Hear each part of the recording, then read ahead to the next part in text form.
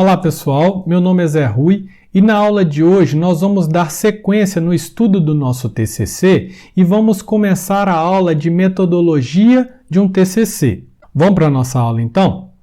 A primeira coisa que nós temos que entender aqui, pessoal, é a estrutura base de um TCC.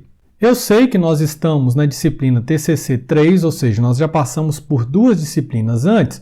Entretanto, eu acho sempre saudável a gente recapitular e não perder de vista a espinha dorsal de um trabalho científico. Então, basicamente, vocês o tempo inteiro terão que voltar nessa estrutura base e tê-la clara na mente de vocês na hora que estiver escrevendo qualquer parte do seu texto. Como, por exemplo, se eu estiver aqui no capítulo de resultados, em algum momento ali definindo o resultado da minha pesquisa, eu talvez vou lembrar de algum autor novo que surgiu nesse meio tempo e vou colocá-lo lá na minha revisão bibliográfica. Então, eu tenho que estar aqui também nos meus resultados, colocando resultados que sejam coerentes com os autores que eu citei lá na minha revisão bibliográfica. Então, eu vou dar uma passada geral sobre cada uma dessas partes do seu TCC e aí a gente continua, avança na nossa disciplina, ok? Mas lembre-se que esse deve ser um trabalho contínuo, de sempre voltar para entender a sua estrutura base, tá? Então vamos lá. De uma forma genérica, pessoal, porque cada trabalho científico tem um formato diferente. Então, por exemplo, se você pegar logo de cara, pegar um artigo indexado de uma tese de doutorado de uma universidade, você vai ver uma diferença no formato muito grande. Entretanto, não quer dizer que um está errado ou que o outro está certo. Quer dizer que todos dois eles têm que ter, em tese, a ideia estrutural e lógica de um trabalho científico. Então, por exemplo, se eu estou usando aqui o capítulo de revisão bibliográfica, pode ser que aí na sua universidade você trate isso aqui como trabalhos relacionados ou fundamentação teórica. Isso vai depender muito também de como você vai tratar aqui dentro desse capítulo, certo? A gente costuma brincar, né, que o título de qualquer que seja um texto, de uma redação, muitas vezes ele é a primeira e a última coisa que é feita.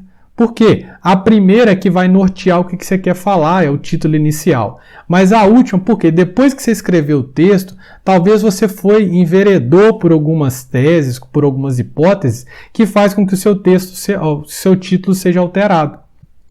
Então, eu peço que você não se atenha aos nomes, né, que sejam idênticos ao da sua universidade aí, tá? Então, se por exemplo, como eu falei, o capítulo de metodologia aí na sua universidade chama materiais e métodos, não tem problema.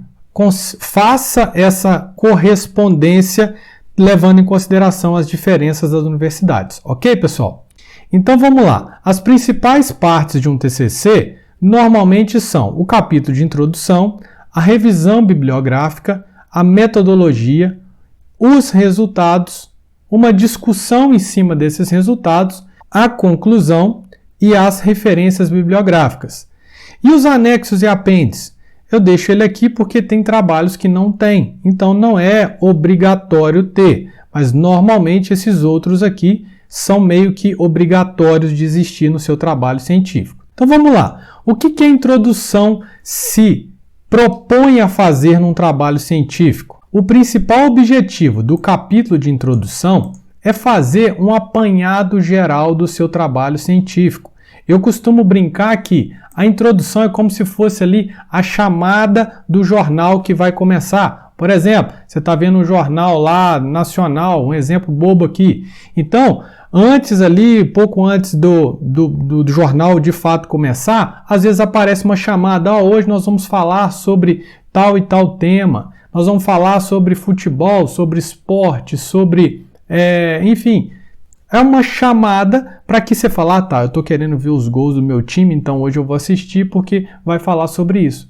Então a introdução, fugindo um pouco da ordem aqui, ele faz um apanhado geral de tudo que vai vir no seu trabalho. Mas, como que você vai fazer esse apanhado geral? Tem uma certa orientação para você fazer isso, ou seja, ali você vai apresentar o que te motivou a fazer esse trabalho, certo? Por exemplo, a minha tese de doutorado eu trabalhei com um software que auxilia na gestão hídrica. Então, a minha motivação primária foi, olha, isso dados da época, tá? Até 2050, tantos por cento da população vai sofrer com falta de água. Poxa, olha só, isso me motivou, vou fazer um trabalho que vai impactar diretamente na nossa forma de usar o recurso hídrico, que é um bem essencial para a nossa vida. Então é ali na introdução que eu coloco informações como essa. O que está me motivando a fazer esse trabalho? Qual que é o objetivo do meu trabalho? Ali eu posso até citar alguns autores que, por exemplo, como no meu caso, eu citei lá, segundo o relatório da Organização das Nações Unidas, aí eu dei esse dado, falando que até 2050 uma grande parcela da população vai sofrer com necessidade hídrica. Então, Zé Rui, mas não vai ter o capítulo de revisão bibliográfica? Sim, concordo com você. Porém, lembre-se que a introdução é um apanhado geral. Uma coisa que eu chamo a atenção aqui, assim como o título, né? Normalmente, quando a gente termina de escrever uma primeira versão do nosso TCC, eu sempre indico para os meus alunos a dar uma lida de novo na introdução, se talvez não tenha que mexer em alguma coisinha, adicionar alguma informação, tá? Porque normalmente é um capítulo pequeno e ele deve refletir para o leitor tudo aquilo que vai vir adiante, ok? Feita a introdução, a gente parte para a revisão bibliográfica ou fundamentação teórica e assim os nomes sinônimos aí que cada trabalho pode ter. Nessa seção, pessoal, a gente se preocupa em colocar os principais trabalhos que são parecidos com o seu.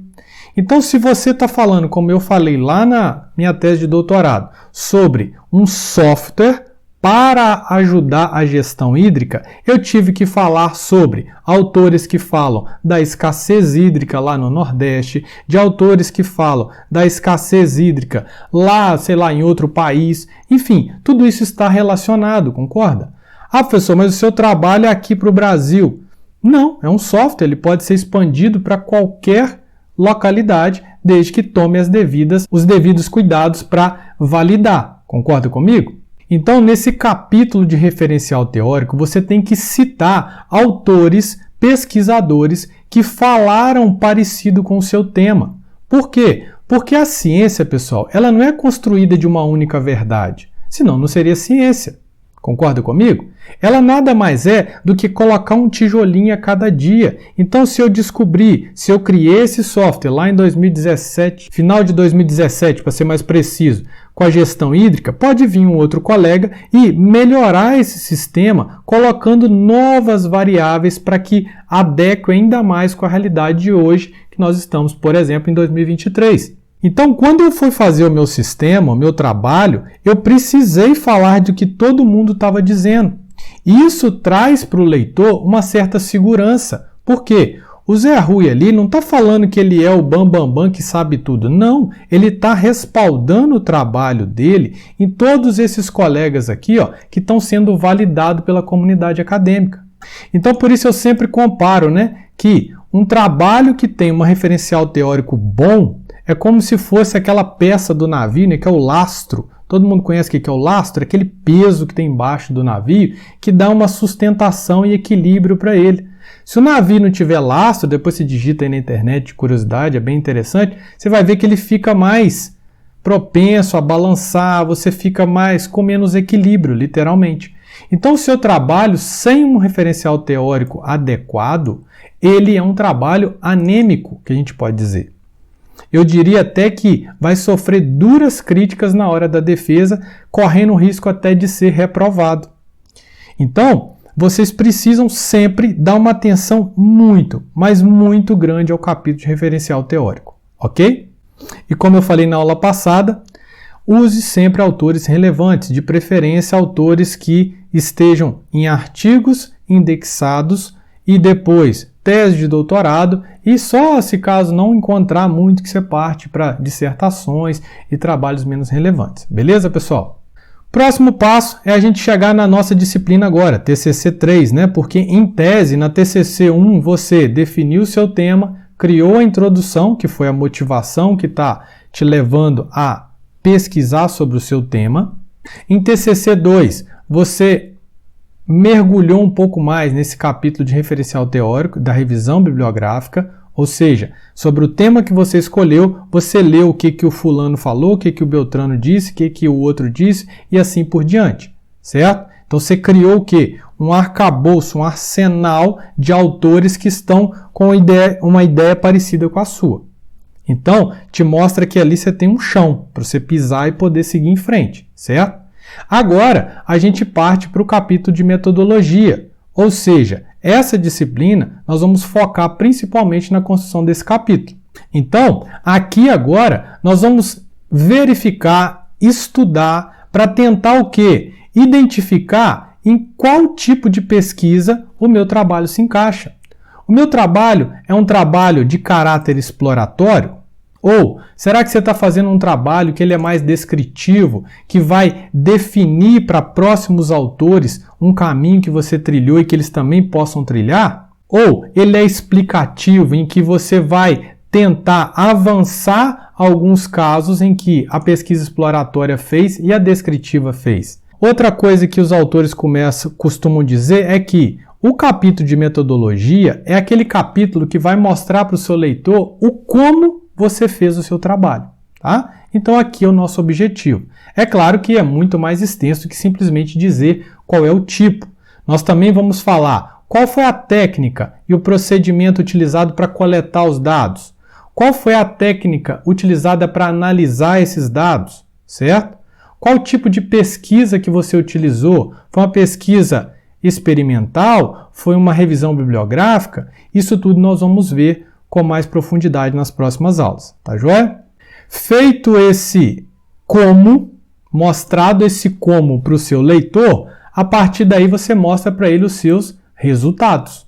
Ou seja, olha, eu me propus a fazer esse trabalho. Então, como resultado, eu alcancei isso, isso e isso. Aqui eu costumo dizer, vou até lá embaixo, né, na última coisa, ó, você é a pessoa que mais sabe sobre esse assunto. Tá? É muito comum a gente travar na hora de escrever o capítulo de resultados. Por quê? Porque às vezes a gente falta até segurança, né? Mas eu sempre encorajo os meus alunos que, olha, você é o que mais sabe sobre esse assunto, ou senão você não fez a pesquisa aqui atrás, ou senão você não pesquisou os autores, não leu, não criou a metodologia, certo? Porque se você fez qualquer que seja a coisa, né? Por exemplo, você criou lá um carrinho com sabugo de milho, passando uma rodinha lá, enfim, com um pedacinho de madeira fazendo de rodinha. Se eu te pedir para você me explicar, você que fez, você vai saber muito mais do que qualquer pessoa que estava do seu lado olhando, por exemplo. Porque você fez. Você pode falar, ó, na hora de passar o eixozinho ali no sabugo de milho ali, né? Vou até ver se eu consigo uma imagem colocar para vocês aí, na hora da edição. Mas você vai falar, olha, eu penei, cara, ali na hora que eu fui atravessar ali o eixo no sabugo de milho, eu deparei e vi que o milho tem uma parte lá no meio dele, não sei se tem não, tá? Que é duro pra caramba e não passa de jeito nenhum. Aí eu tive que pegar uma furadeirazinha com uma broca bem fininha para fazer esse furo do eixo. Então olha só, isso é um resultado bobo que eu tô falando para vocês aqui de fazer um carrinho com sabugo de milho, certo? Então, por favor, gente, não se desencoraje. Pelo contrário, saiba, se encoraje dizendo, olha, eu fiz esse trabalho, então eu sei o que eu estou falando. Então coloque o máximo de informação possível nesse capítulo. Olha, eu fui fazer uma pesquisa sobre o sistema, que é o meu, por exemplo, que tem um módulo lá que é só sobre chuva. Então, eu posso caracterizar, olha, essa parte aqui de coleta dos dados, de baixar os dados, por exemplo, lá do site da ANA, que é a Agência Nacional de Águas, na hora de fazer essa coleta é um problema, o servidor costuma dar pau, isso impacta diretamente na eficiência do meu sistema. Então tudo isso eu estou colocando como resultados. E é claro que tem coisas que vão vir atrelados, que é o próximo capítulo, que é a discussão desses resultados.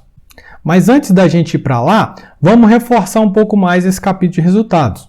E aí, o que eu chamo a atenção aqui, ó, é para esse segundo ponto, que é fundamental que os seus resultados estejam coerentes com aquilo que você descreveu na metodologia. Então, de novo, é um processo iterativo, ou seja, ele vai e volta, você volta o tempo inteiro nos capítulos anteriores para verificar se está coerente. Porque eu não posso falar que eu obtive determinado resultado, sendo que eu não falei como eu fiz isso. Então, se eu estou dizendo para vocês que para passar aqui o eixo no sabugo de milho, eu precisei de usar uma furadeira, eu tenho que ir lá na metodologia e falar, olha, quando a gente depara com um miolo que é muito duro, você não vai conseguir só com o araminho fazer o buraco, você vai precisar de uma ferramenta terceira para fazer isso. Vamos trocar para a nossa área? Por exemplo, para fazer uma análise de dados, sei lá, você pegou uma base de dados e está fazendo mineração de dados. Você vai falar, olha, para alcançar o objetivo de análise de qualidade de água ou de chuva, como for o meu caso, eu usei, por exemplo, uma ferramenta que já está pronta, como se fosse aquela furadeira, estão entendendo? Que é o software Weka, que faz mineração de dados para a gente. Então você tem que tomar cuidado para, na hora dos seus resultados, você não colocar nada que não foi descrito como na metodologia. Entenderam? Então por isso que o processo ele é um vai e volta. Estou produzindo capítulo de resultados? Volta no capítulo de metodologia, dá uma melhorada. Tá lá? Vem aqui e melhora um pouquinho. E assim o seu trabalho fica um trabalho muito bacana. Beleza? E um segundo ponto que eu quero chamar a atenção é um resultado negativo também é um resultado. Muitos alunos chegam para mim, professor, eu fui fazer o sistema, ele não melhorou, eu usei o algoritmo de busca tal e tal e tal e não melhorou. Aí o cara fica triste, a menina fica chateada, enfim, a pessoa fica triste, fala assim, perdi tudo. Não, você não perdeu. Um resultado negativo é um resultado. Se você está indo de carro numa estrada e sair alguém vira e volta e fala, não vai por aqui não que tem uma ponte caída lá na frente. Ou seja, ótimo alguém ter me falado que essa rua não tem final, não tem saída, tem uma ponte caída lá na frente. Então, o trabalho do aluno X ou da aluna Y, que teve um resultado de que, por exemplo, um algoritmo de bubble sort foi pior do que um quick sort, que a gente já sabe que é, de ordenação, serve muito, porque aí, quando um terceiro aluno for pesquisar sobre isso, ele já sabe que ele não vai usar o algoritmo de bubble sort para fazer a ordenação. Percebam que um resultado que perdeu no ranking, né, é um resultado interessante para a ciência. Olha, não use isso mais. Não é comum, né, a mãe da gente, né, que sempre fala, mas na minha época eu tenho filho pequeno, aí fala assim, na minha época, quando o menino caía, passava mertiolate. Hoje em dia já se sabe que não tem necessidade, que parece que o mertiolate tem mercúrio, tem metais pesados que não são eficientes e que uma aguinha com sal já resolve bem. Né? Então, muitas vezes a ciência faz isso, ela vem e refuta coisas que já foi provado que não são tão eficientes assim. Ok, pessoal? Então, trabalhos que produzam resultados ruins também são resultados. Você tem que entender que é isso, tá? E aí, a gente vem para cá, ó, a interpretação, que também é do capítulo de resultados, a interpretação desses resultados é fundamental. Então, essa interpretação é exatamente onde você pega o gancho para pular para a discussão. Ou seja, você vai discutir, você vai explorar um pouco mais o que tem como consequência esse resultado que você alcançou. Por quê? Porque quando você discute, você fala assim, eu acabei de produzir um carrinho aqui de sabugo de milho. Aí, você discute, você começa a ter um espírito crítico sobre os seus resultados. Você não pode ter assim, eu que produzi esse carrinho, ele é lindo, ele é maravilhoso. Não, cara, vamos cá para nós. Um carrinho de sabugo de milho é muito legal para você ver que sua criatividade está em alta. Mas talvez o seu designer não, concorda comigo? E não adianta você tampar o sol com a peneira. Se alguém é um projetista de carro e é o designer daquela empresa, ele vai falar, mas esse sabuguinho de milho seu aí não tem design nenhum, né? Não tem aquele corte italiano, enfim, ou coisa do tipo. Não é verdade? Então, qual que é o objetivo de alguma crítica que você mesmo vai fazer aqui na hora de discutir? É compreender melhor esse fenômeno. O objetivo aqui não é desmerecer, pelo contrário, é fazer com que você está em produção ainda, é que o seu trabalho melhore, é que o seu trabalho contribua com a evolução da ciência. Simplesmente isso. Então, se alguém chega e fala, o Hydrology Plus, que é o sistema que eu desenvolvi lá no doutorado, ele tem essa falha, é claro que no meu ego pessoal, o cara tá falando mal de mim. Não, você tem que saber separar as coisas. Olha, tem coisa que realmente foi incompetência do Zé Rui? Sim. Mas tem coisa que a tecnologia melhorou e que não é incompetência minha. Então, você saber diferenciar isso traz uma qualidade e uma maturidade muito boa para o seu trabalho. Por isso que eu não coloquei aqui, mas normalmente no capítulo de conclusão, a gente costuma deixar ali uma seção ou o próprio capítulo de próximos passos, trabalhos futuros. Porque se você teve um espírito crítico na hora de discutir o seu resultado, você sabe melhor do que ninguém aonde que o calo aperta. Concorda comigo? Se você bota lá um sapato e ele está te apertando, você vai falar direitinho, é 2 centímetros para baixo ali do joanete ali onde está apertando. Se eu olhar, eu falo, nossa, o sapato tá bom pra caramba no seu pé, hein, fulano? É assim? Então por isso tem aquela expressão, só você sabe onde o calo aperta. Então, é muito importante você fazer a discussão dos seus resultados. Eu diria que assim como um trabalho sem referencial teórico, ele é anêmico, um trabalho que apresenta resultados sem discussão, ele também é anêmico, tá? E aí, a gente pode passar para a conclusão. A conclusão, como o próprio nome diz, eu diria que é o capítulo mais fácil, né? É onde você apresenta as principais contribuições do seu trabalho. Ou seja, de tudo isso, o que você concluiu? Normalmente uma coisa bem objetiva. Talvez esse capítulo vai ter 1 folha, 2 folhas no máximo, sei lá, 3, enfim. Não dá para quantificar, tá, gente? Mas de uma forma empírica seria mais ou menos isso. É uma coisa objetiva. Olha, eu concluí que esse carrinho aqui funciona bem. Até porque sabugo de milho, ele pode ficar lá no tempo, lá, que ele não estraga, né? Os meninos podem esquecer lá do lado de fora, enfim. Esses outros carrinhos elétricos têm uns problemas, né? Tá vendo que tem diferenças? Mesmo o carrinho de milho que eu comecei a pensar nele agora, a gente já conseguiu ver coisas positivas dele. Por isso que a ciência, todos os métodos, ele tem coisas positivas e negativas. E você, quando faz uma crítica, que é uma discussão com respaldo científico, isso só traz benefício para o seu trabalho. Ok, pessoal? Finalmente, as referências bibliográficas. Essa parte aqui, eu diria que ela é muito mais proforme, é onde você tem que tomar todos os cuidados possíveis para a formatação estar correta, porque cada universidade tem um template, a ABNT mesmo tem um, às vezes ele muda, acho que tem mais de um, se eu não me engano. E, finalmente, se o seu trabalho tiver, né, são os anexos e apêndices, ou seja, são aqueles materiais adicionais, como gráficos, tabelas, no nosso caso, código-fonte. Eu indico muito para os meus alunos colocar isso numa seção própria, que são os anexos ou apêndices, tá joia? E para a gente finalizar, vale lembrar que a estrutura do TCC, do IF Sudeste MG, por exemplo, que nós estamos aqui, é diferente da UFV, que é diferente da UFJF, que pode ser igual a da UFMG, que pode ser igual da USP, enfim, cada universidade vai ter um formato próprio. Então, por favor, façam essas correspondências diante de tudo que nós estamos conversando aqui. Beleza, pessoal? Dito isso, pessoal, nós finalizamos então a estrutura base de um TCC. A partir de agora, até para pegar um gancho para as próximas aulas, eu vou mostrar para vocês sobre a metodologia de um TCC, que, como eu falei, é o assunto que nós vamos, de fato, explorar nas próximas aulas, tá? Então, essa imagem aqui é uma imagem que eu acho bem interessante, que ela faz um resumão do que a gente vai ver na nossa disciplina. Ou seja, dentro do seu trabalho, nós vamos identificar qual é o tipo da sua pesquisa. Ou seja, se a sua pesquisa tem um caráter exploratório, se ela tem um caráter descritivo ou explicativo, certo?